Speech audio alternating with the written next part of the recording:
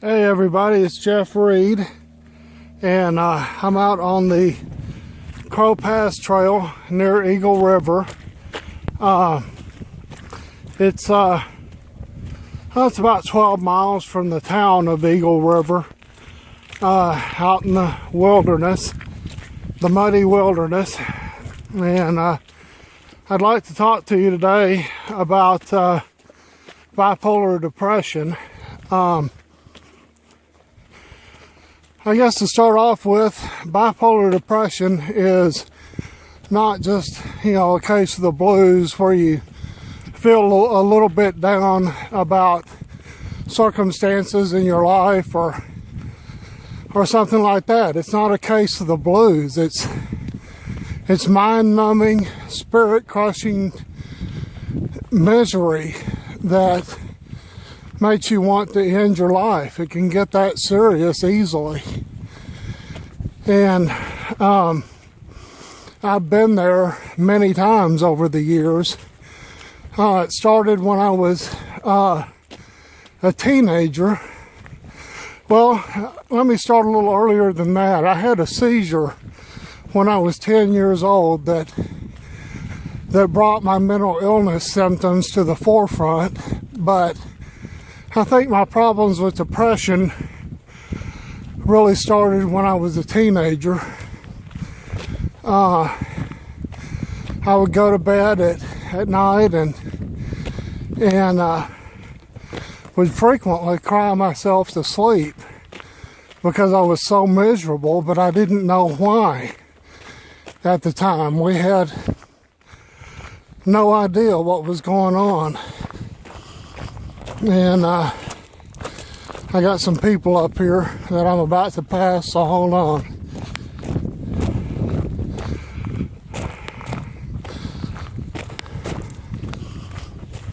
How you doing? How are you? Pretty good. Good. So anyway,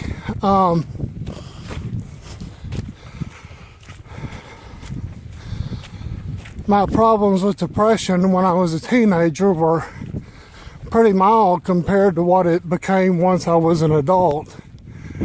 I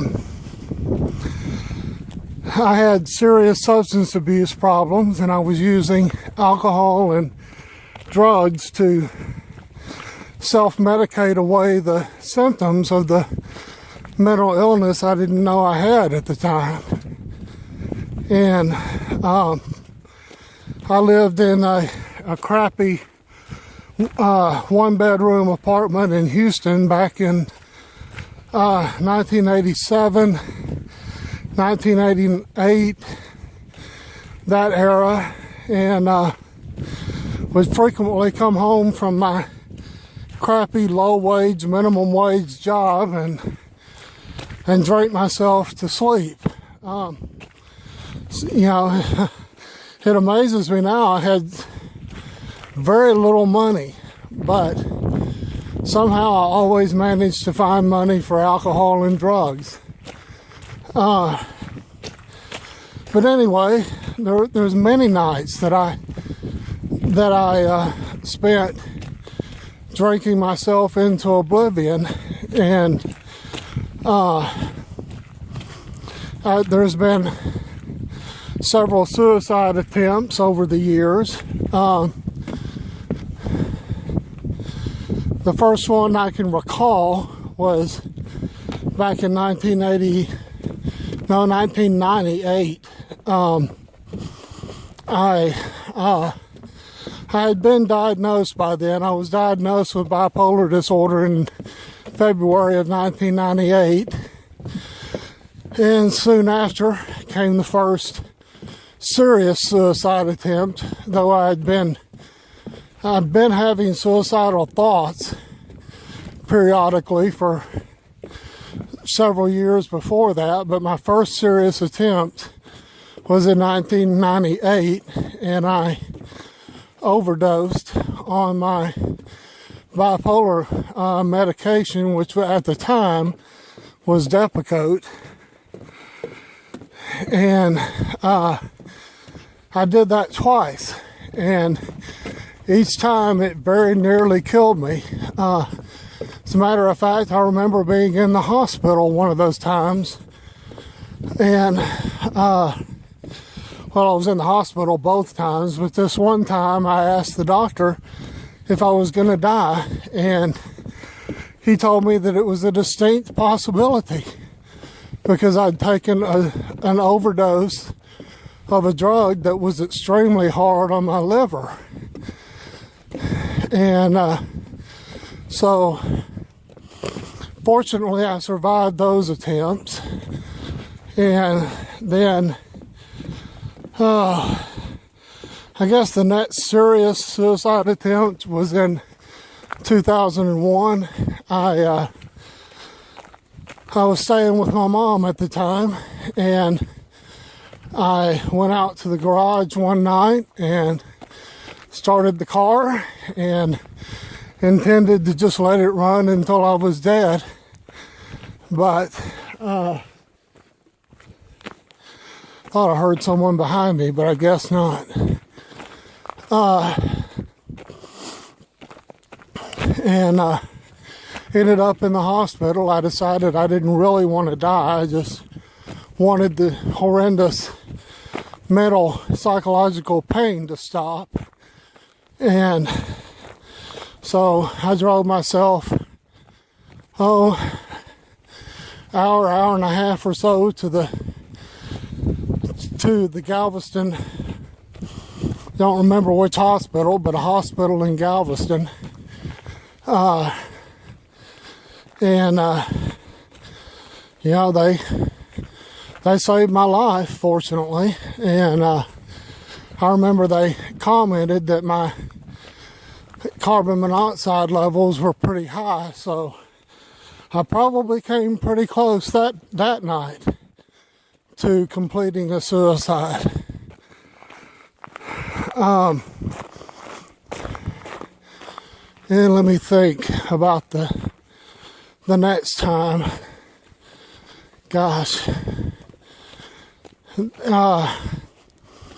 From about 2000 to 2002, I lived in an apartment in the small town of Clute, Texas, and I was so depressed and so miserable at the time that I slept as much as I possibly could.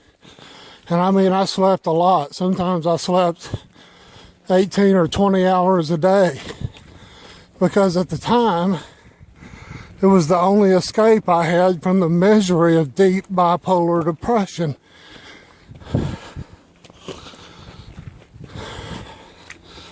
So, and when I wasn't sleeping, I was working on websites and stuff like that, online, almost always at home, closed up in my apartment.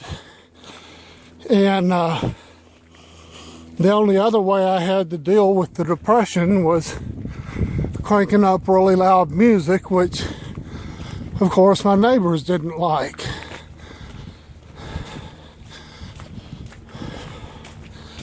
But it seems like I always had music going when I was awake, because it was a way to cope with the severe depression. And let's see, in 2002, I made my first visit up here to Alaska. My father's been here since 1993, and I visited for the first time in 2002. And honestly, I knew nothing about Alaska, and except that it was way up north, and I fully expected to find an iced over, winter all the time, frozen wasteland. I had no idea of the incredible beauty that there actually is here. It's the most beautiful place I've ever lived by far.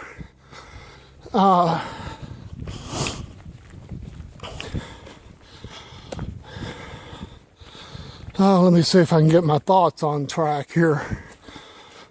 Anyway, When I first visited up here, I was seriously mentally ill to the point that my mother could not handle my mood swings and fits of anger and stuff like that.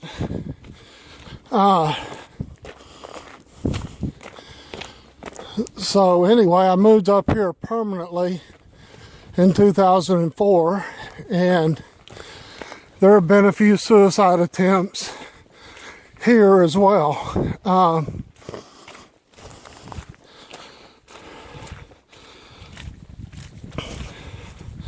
One happened in 2011. Sorry, I had to make it through some mud. But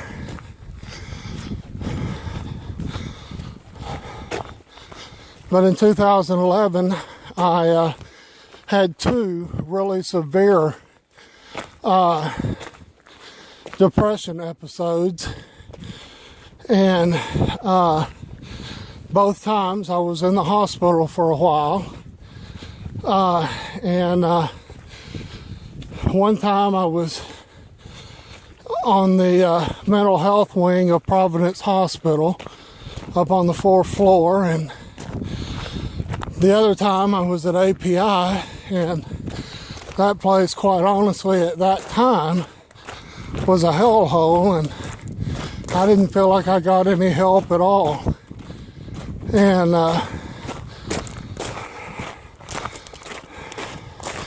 so I worked on getting myself out of that place as quickly as possible.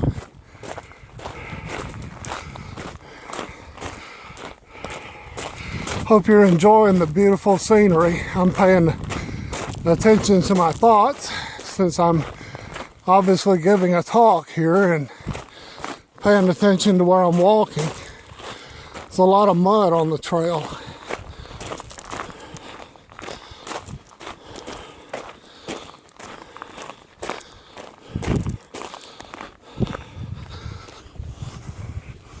You can see how muddy it is here.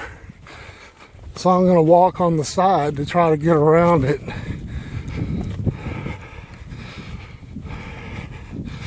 But anyway, two suicide attempts in 2011 due to severe bipolar depression, and both times it was the run the car in the garage until I'm dead thing.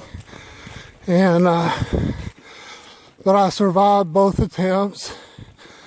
And, now, of course, I'm really happy that my father didn't have to find me dead that way. And then, let's see, the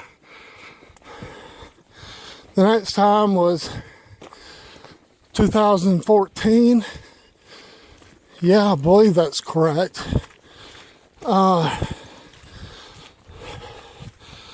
I had a really severe depressive episode and was suicidal again, and posted online about how depressed I was, and ended up in the hospital again. But I've got some writing that I did from that time. Well, I don't know if it was that attempt, but it's pretty hard to read now.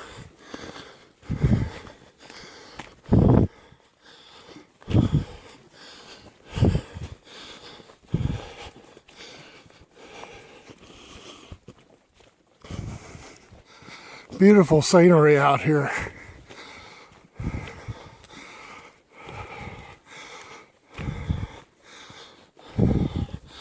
But anyway, in 2014, I ended up at API and found things much improved there. Getting out of breath because I'm so out of shape. But API got me through that depression, and there have been some times when I've been depressed, but I think that was the last time that I was suicidal. And I've had friends post on Facebook that my posts for help are posts for attention, and that is absolutely not the case. You know, when I post about depression on Facebook, I'm not looking for, oh, poor me attention. I'm being honest about how I'm feeling, and I'm looking for help and support. And, but there's a lot of people who don't understand mental illness, who don't understand the suffering involved in the depression that comes with being mentally ill. You know, like I said at the beginning of this video, it's not just a feeling of the blues and you're kind of down. You know, bipolar depression, and I believe also unipolar depression that's in major depressive disorder is severe. I mean, if you don't have a mental illness, I'm sorry, but you can't comprehend the suffering involved.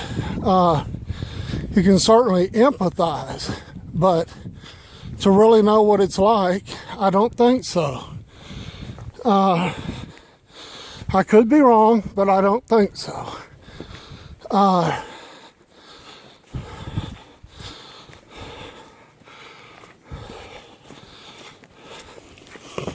But anyway, when I post, I'm looking for help and I'm looking for support from my family and friends to make it through a really hard time when I'm so miserable that I want to end my life so the pain will stop. You know, when you're that depressed, that's pretty down. So, anyway, I hope in sharing these experiences that I'll speak to somebody, that I'll help somebody.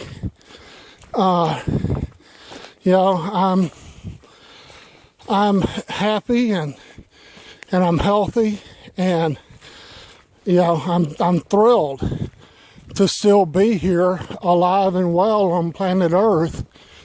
And I hope that sure, I'm going to die someday, all of us do, but I hope it will not be by my own hand due to mental illness. So, anyway, I know this has been is a really difficult subject to talk about and to think about, but it's got to be discussed because the stigma against mental illness has got to be broken. And the only way that I know of to do that is to talk about it. Let those of us who deal with mental illness on a daily basis explain what we're going through and try to empathize with us. You know, even though maybe you can't understand what it's like to be so depressed that you want to end your life. You know, that's something that those of us who are mentally ill go through. And we need people to understand us and support us.